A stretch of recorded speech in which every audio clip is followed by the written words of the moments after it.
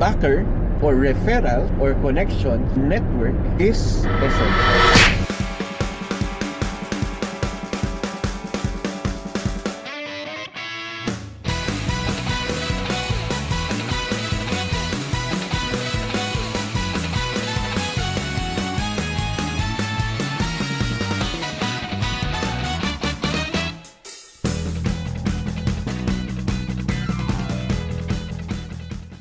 Good morning, good morning, good morning. Ako po si Nat Pelicano. Welcome po sa vlog na ito.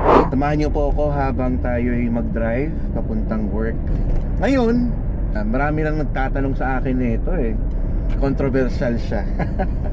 Ang pag-uusapan natin ay tungkol sa mga backer.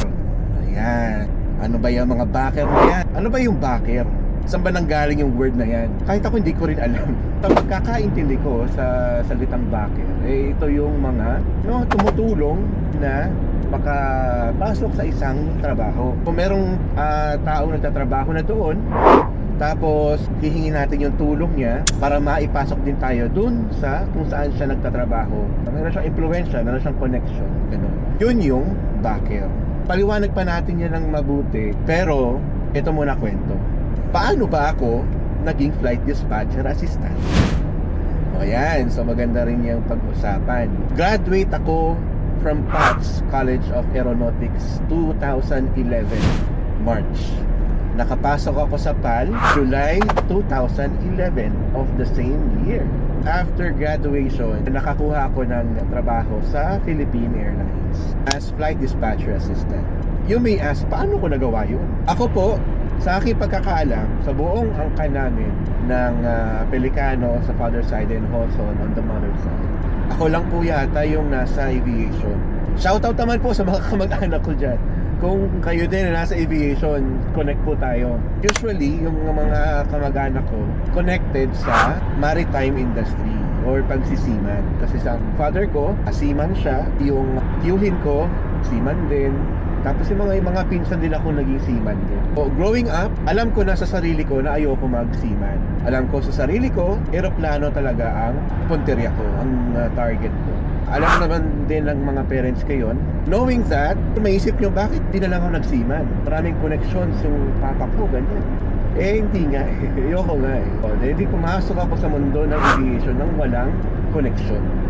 Zero. Kasi wala talaga akong kilala. That time, nung college ako, papunta sa PATS, nag-jeep. Minsan napapadaan ako sa sa may Terminal 1. Doon yung daan papuntang Baclaran. Nakikita ko doon yung mga sign, mga sign ng mga airlines sa may PAGS. Diba may mga sign doon, may China Airlines, Viva Air, China Southern Airlines. So maraming airlines doon. Ang nasa isip ko noon, baka dito ako pwedeng mag-apply mag-graduate na ako. So yun lagi kong naiisip sa tuwing may nakikita ako na sign ng isang airline. Baka dito pwede ako magpasa ng resume. Habang nag-aaral ako sa PATS, naging part ako ng Aeroscope publication. Yun yung official publication ng school. Tapos meron akong nakasama dun sa publication. Nanay daw niya, nagtatrabaho sa PAL. E di tinanong ko, talaga? Saan sa PAL? Sa flight dispatch. Yun, dun ko na-realize, wow, flight dispatch. At one point, napakaiusapan ko yung kaibigan ko na yun na baka naman pwede mong maitanong sa mama mo, sa mother mo kung may hiring sa PAL or flight dispatch assistant. Kahit kahit OJT, kahit hindi agad flight dispatch assistant, kahit yung mas mababa doon. Hindi, tinanong, tapos bumalik sa akin, sige, send mo sa akin yung CV mo at ipapasa niya rin daw sa manager. In the end, yun, natanggap tayo. Tanggap ako ng email, hirap ng exam, grabe. Nakaka-pressure yun Ewan ko lang kung paano na exam ngayon, pero that time, parang general exam, may math, logic, English. So, hindi siya technically related sa aviation. Next na doon, exam ulit. Pero sa flight dispatch na mismo. Nag-exam ako doon, hirap din yung exam. Pero wala akong background sa pagpipiloto. Mas mahihirapan akong sagutan yung exam na yun. Pero dahil confident naman ako sa knowledge ko sa aviation, naipasa naman natin. Next na ulit is interview na with the manager. Naipasa ko rin yun.